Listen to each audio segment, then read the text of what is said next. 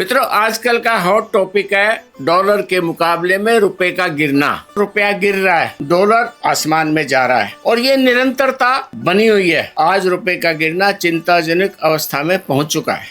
आपको ये जानकर हैरानी होगी, रुपया अपने आप नहीं गिर रहा। भारत की करेंसी को योजनाबद्ध तरीके से गिराया जा रहा है। डीप स्टेट, वो शक्तियां जो भारत में अपनी मर्जी की सत्ता चाहती हैं, वो वर्तमान भाजपा की सरकार को डिस्टेबलाइज करना चाहती है। 2014 में जब भाजपा की सरकार बनी, ये अमेरिका की सोच के, उसकी योजनाओं के विपरीत बनी हुई सरकार है। अमेरिका बिल्कुल नहीं चाहता था। ऊपर से नरेंद्र मोदी ने डिक्लेयर कर दिया हम 2047 में अति विकसित राष्ट्र बन जाएंगे। क्या डिक्लेयर कर दिया?